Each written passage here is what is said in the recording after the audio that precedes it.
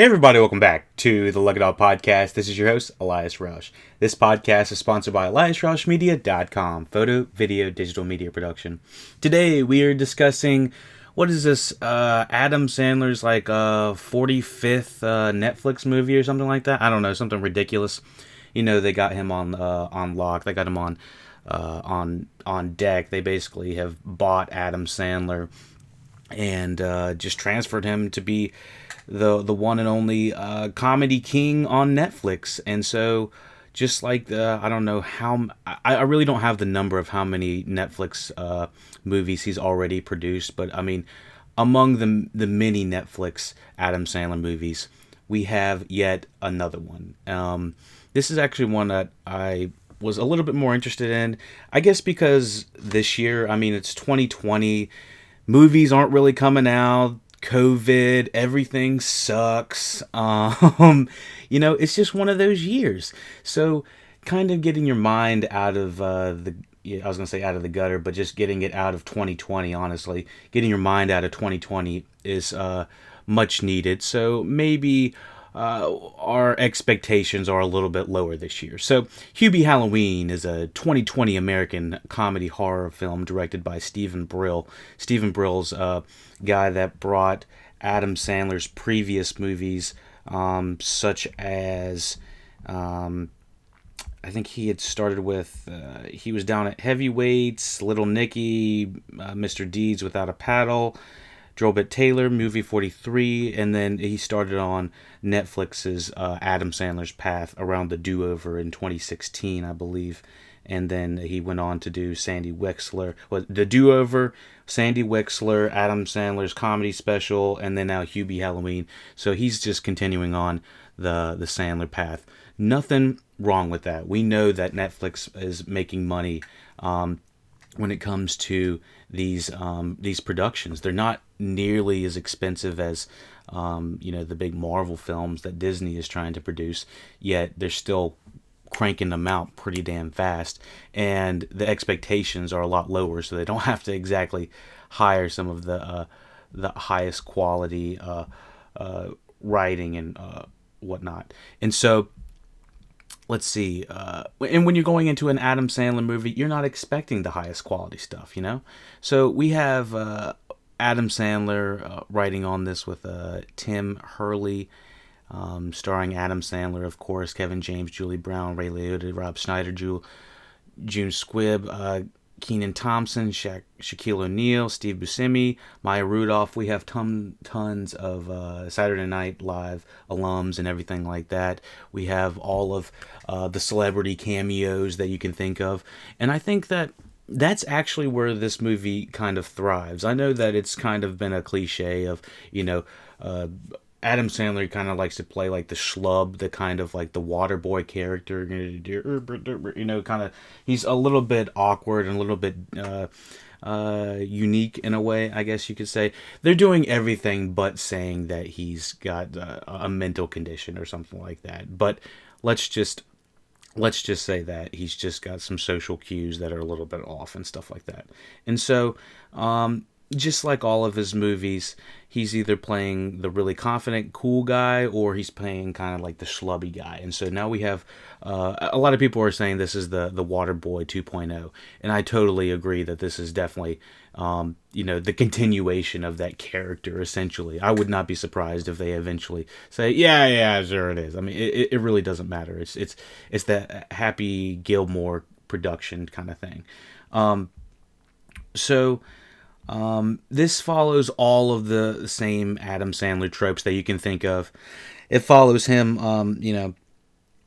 this is a detective story, and he's in Salem. So let me go down and give you the synopsis. Despite his devotion to his hometown of Salem and its Halloween celebration, Hubie Dubois is a figure of mockery for kids and adults alike. But this year, something is going to bump in the night, and it is up to Hubie to save Halloween. And so, it's a very standard kind of whodunit with a comedy spin. I think that this is still a little bit better than the majority of Netflix's comedies, mostly because of the wide cast of SNL alums they have, and also, people, you don't see Steve Buscemi on tons of television these days. I mostly think of like Boardwalk Empire or something like that, but it's great to see him on little cameos like this. And I say television, I mean movies. We don't see him on tons of things these days. Ray Liotta, another great actor. It's just great to see that even though this movie is not, it's doesn't have Martin Scorsese writing on it, but we still have big actors such as Buscemi and Ray Liotta, as well as Julie Bowen, who is actually the love interest in this. Now, there's always some sort of love interest in all of Adam Sandler's shit. It is all of the love interests for all of his movies are all ridiculous. They're Julie Bowen, she's absolutely a wonderful actress, and she's gorgeous as well. So she's kind of playing like the love interest that they've been interested in each other, I guess, for a very long time. High school friends that nothing ever happened, and it's predictable, is what I'm saying. What was the other one? Jennifer Aniston was the love interest in several of Adam Sandler's movies as well. It's just like all of his love interests are way, way out of his league, but it's okay because he's the likable schlub, I guess, is what people would say. So yeah, the reason I think that this movie is not horrible, actually, because I feel like I kind of was like shitting on it a little bit for the sake. If you don't like the first 10 minutes of the movie, you're not going to like you're not going to like any of the movie. That's basically it. Or if you don't even like the concept and the trailer or anything like that, it's, watching the trailer, it's just like, who cares if you get spoiled on this? This is not like, it's not like The Sixth Sense or some shit like that, It's pretty easy to watch, tropey. It's got all the same tropes. It's like the red herring of, was it Old Man Jenkins beside you, that lives beside you, or was it a crazy person that is working at the police station, or is it the kids down the street? It is kind of a whodunit kind of thing, but it just kind of, it happens so fast. I feel like we only spend an hour and a half in this movie, and the majority of it is kind of mostly throwaway jokes. That mostly, I'd say, a handful of the jokes I laughed pretty hard at, and I don't know if it was because of the state of mind, because I needed to have some sort of comedy in my life, or if I needed or if this is actually a better Adam Sandler movie than I'm giving it credit for. Maybe I'm being a little bit lenient on it. I am seeing some people are like, this is not, I don't have time for this. Other people are saying this is, great to have a drink and watch it with some friends. But yeah, I think I've kind of done a mix of the pros and the cons a little bit. Maybe we can talk about this just a tad bit in spoiler section in about 3, 2, 1. Let's talk about Hubie Halloween in spoiler section. God, this freaking chair is driving me nuts. I'm gonna have to WD-40 this shit. Driving me absolutely bonkers. Okay, so I did have, let me see. Quick thing before we go into the spoilers. Yeah, stupid fun comedy. I like the random assortment of people. The cons, tad too long. Comedy can become a bit overwhelmingly dumb. If you don't like slapstick kind of comedy, this is not a movie for you. And I think some of the side characters are just okay. Some of it feels like little sketches that were just like placed in the movie and not exactly full thought out scenes and stuff like that. But it didn't overstay its welcome to what I can tell. You could pull out your phone, you could watch it with some friends. You don't have to pay 100% attention. No harm, no foul. I'm kind of comparing it a little bit to Bly Manor in the way that I know they're pretty much nothing alike, but they're still Halloween-centric properties, I guess, or, scary horror kind of quote-unquote. I enjoyed Hubie Halloween more than I enjoyed Bly Manor, to be honest. Mostly because the time that you're in Hubie Halloween, and I know it's apples to oranges. It's a movie to a television show. I totally understand that, but I just enjoyed my time in the story of Hubie Halloween than I did Bly Manor, strictly because of the time that it stuck in there. Like I don't think Hubie Halloween has better writing or a better story or anything like that at all. But I enjoyed my time watching it more than I did Bly Manor, and Bly Manor has become more of a chore for me. And I think Netflix can learn to try to edit their stuff down. Hell, Hubie Halloween had 15 minutes of credits, so they were trying to pad this shit out a little bit. But let's jump into spoilers a little bit, and we'll talk about Hubie Halloween and spoilers. Nothing too crazy. Obviously, this movie kind of feels like Adam Sandler's like bread and butter. I mean, he is all about having kind of like dumb, ridiculous plots. Yeah, I kind of dumb. No, sorry. Ridiculous, kind of, I guess, high concept plots. A little bit convoluted in a bit. Depending on if you're talking about like Click, depending on if you're talking about like Little Nicky, depending on if you're talking about Mr. D's, Big Daddy, the list goes on. But what it comes down to this movie is this absolutely feels like Waterboy 2.0. I mean, he's got the thermos. Instead of the thermos in Waterboy, it was the water. He's offering people soup in this, like he was offering people water in Waterboy. He has this, not infatuation with his mother, but he does have like this like profound respect for his mother in a way, which is, nothing bad with that. I was just like, that was a big plot point with, he was kind of obsessed with his mother a little bit in Waterboy, if I can remember correctly. Let me think what else. I liked all of the supporting characters with the exception. The kids felt a little tropey. I did feel like the kids could have been written a little bit better. They were just kind of very generic. Nothing wrong with the kids. It was, some of the kids were from Stranger Things, I believe. And what else do we have? Kevin James was cracking me up. It was kind of goofy to see him always in there. Let me see. Tons of fucking screaming. I completely forgot about that. Hubie DeBee is always fucking mumbling. They're always shitting on him, and with to a point where he's like been, I don't know, bullied by the entire town, where he's like dipping and dodging all the things that they're throwing at him and shit like that. I was like, God dang. He's been doing and living this in Salem for a while. He's been doing this over a while. Can I speak English? He's been living in Salem and having to deal with this for a while. But yeah, I don't have too much to say about this. I think Maya Rudolph and Tim Meadows, they fucking cracked me up. They had me rolling, and the costumes they had them in were all hilarious. I think that Tim Meadows was really cracking me up. Even Michael Chiklis from The Shield. Everyone remembers him from The Shield. Some remember him as in Fantastic Four as the Thing. Let me see what else. Yeah, I think we got just about all of it. We did kind of have this.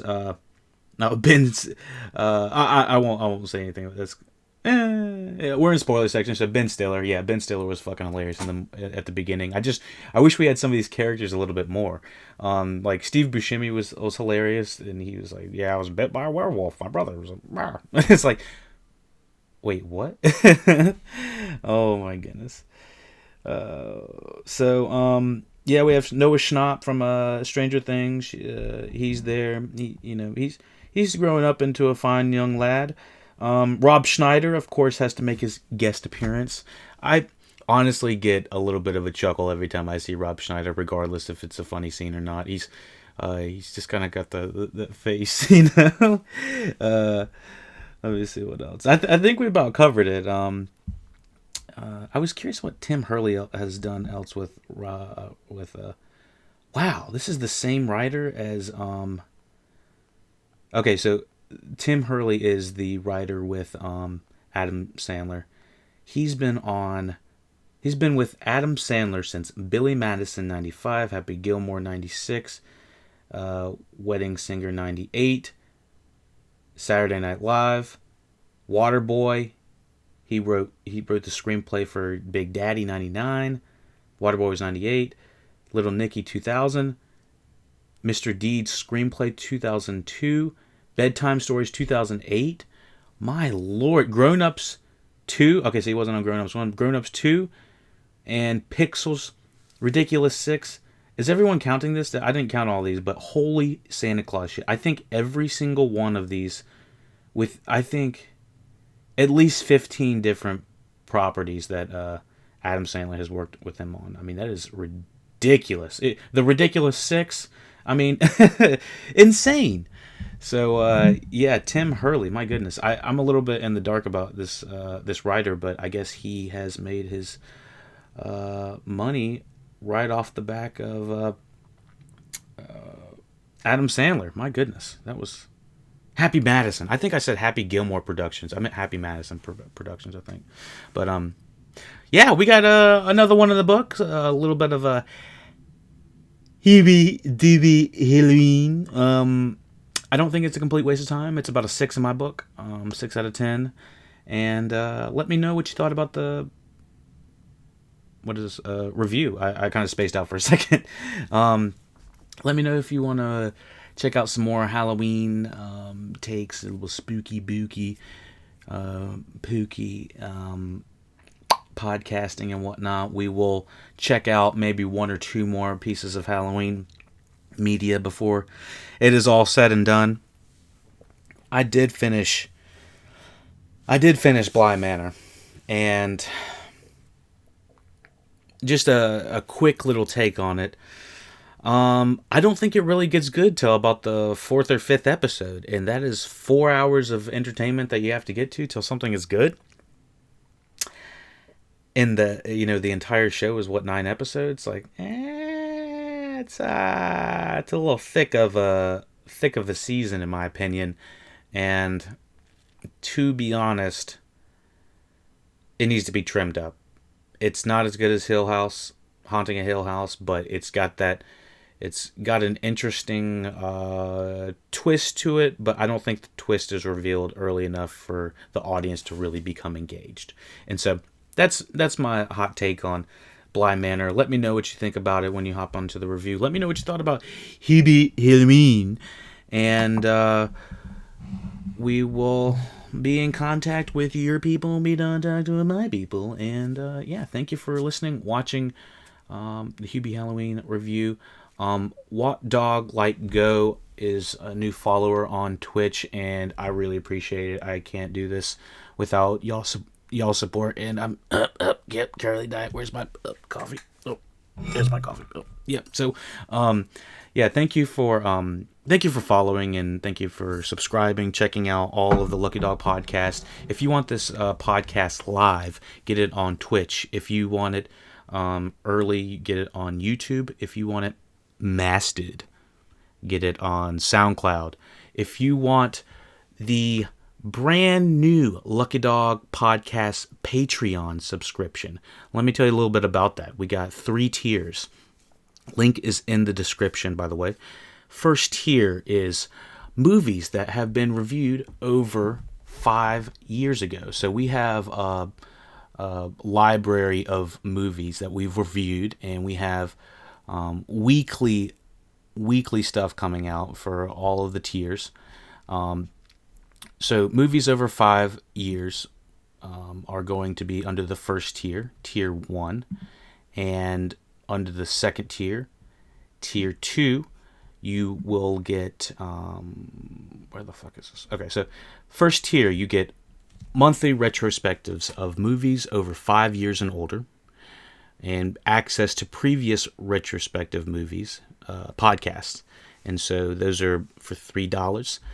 All access Patreon, that's the second tier, is monthly retrospectives of movies of 5 years and older.